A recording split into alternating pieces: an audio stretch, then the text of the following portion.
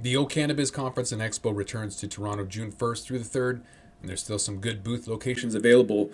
This exciting event is free for cannabis retailers and will feature Tommy Chong receiving a Lifetime Achievement Award at the O Cannabis Industry Awards. For more information about exhibiting or to register to attend, go to ocannabis.com. That's OCANNABIZ.com. Cannabis drinks. A report from Brightfieldgroup on U.S. cannabis distribution. Around the country, consumers are finding tea bags, low-dose cannabis drinks, high-dose shots, powered mixes, beverages, enhancers, shareable bottles, and more, all coming up. It's only entertainment. Welcome back to The Talking Hedge. I'm Josh Kincaid, capital markets analyst and host of your Cannabis Business Podcast. I'm here in Seattle, home of Starbucks. We don't have ready-to-drink coffee. There's K-Cups, but I don't consider that coffee. So you can go to places like Portland, pick it up for $12-15 for a 12 ounce. And there's some options in California where I think Keef is from. It started in 2010 with Keef Cola in Colorado and now available in 7 states and Puerto Rico. Interesting, they're down there. Probably taking advantage of Act 60 like everybody else should. I use a little CBG powder in my coffee every morning. That's one way of getting it. You can do a little squeeze thing.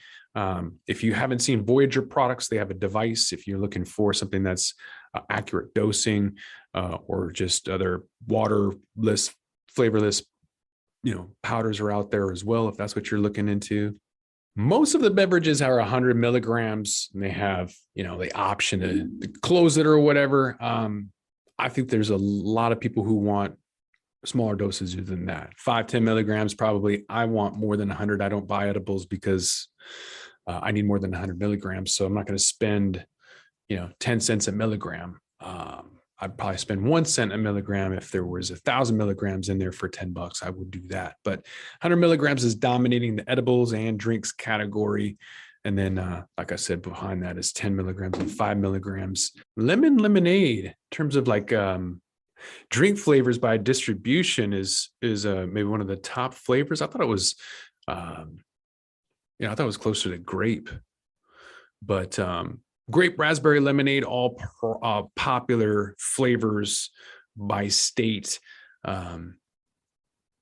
California loves their lemonade, Colorado, lemon and grape, Michigan, lemon and watermelon. I don't know if you've ever had a lavender soda, but that's pretty good. They've got some of that in Washington State, regular, not infused. Even as the COVID pandemic ripped through in 2020, the cannabis beverages were estimated at $799 million for global sales. It's going to be a $2 billion market by 2026 with a CAGR of almost 17%.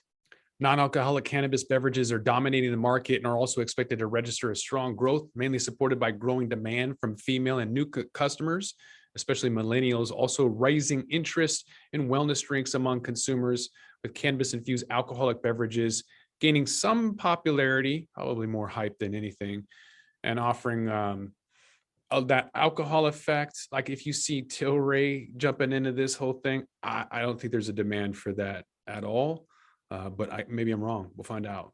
So as you can see from this graph, that sales of cannabis-infused beverages were up 40% last year, according to MJ Business Daily. A lot of people trying to capitalize on some new markets, probably CBD and CBG drinks as well. So we're seeing some strong growth from convenience and people wanting to try new things, especially on the weekend, but remaining a small portion of the overall cannabis mix. So the market share of cannabis beverages roughly steady over the last 3 years, holding right around 1% of annual shares in 2018, 2019, 2020. Trying to make a trend last year in 2021 at a 1.2% stake for the year, but not really going to pop. I think it's because the prices are too high. You got 100 milligrams at $15. People are probably going to go to flower before they do that. It's just kind of my guess. Average prices on the wholesale level for beverages, $8.58 for a single serving. And so wholesale prices for infused beverages on LeafLink fluctuated from a high of $8.75 in April down to $7.59 in June. Beverages are approachable. People know what to do. It's not like a dab where they need a ritual or some kind of device, but there is health-minded individuals. You go into a store and it's all chocolate edibles, all sugary beverages. So you have some health conscious minded folks, but there's nowhere to go. So fortunately, there's not a whole lot of options in that category. It's a lot like a handy mart, just sugar, alcohol, wheat, dairy, just all these inflammatories that I try to stay away from personally. But I do like my THC, so there needs to be more options out there for all of us. We've also talked a lot on the podcast. We did an edibles podcast back in 2018 when nano was just starting to become a thing. So nano emulsification is supposed to reduce the time that it takes for that onset. So with the more rapid onset, you're supposed to not have that quintessential overdose, when you eat it and then 20 minutes later, you're like, that didn't work. I'm going to try another one. And then your night's just ruined or whatever. So more accurate dosing, more of a rapid onset, more of a set of expectations. A lot of people who don't use cannabis because they don't know how the equivalent of the wine or tequila or beer is going to affect them, and so they just kind of stay away from it altogether. It's not going to take long for that cash to catch up.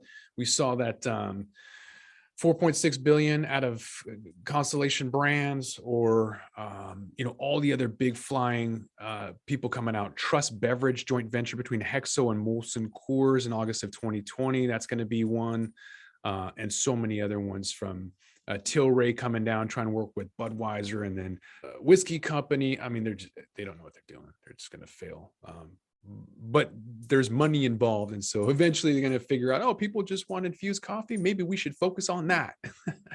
So till we have like infused coffee, the reason why we don't is because you can just look at how it's done in the everyday world between Pepsi or Coca-Cola. Regional bottling facilities is way too expensive to have 50 redundancies. It's easier to have 2 or 3 in a region. East Coast, Central, West Coast, whatever it is, you're not going to have 50. So that's why it's not a thing. That's why it's really small batches. And the popularity and everything else will come with economies of scale as soon as they can produce nationally with regional bottling facilities and produce at economies of scale. You're not going to have infused beverage brands really take off. I'm not going to go and buy Keef. I don't care who they are or what they are.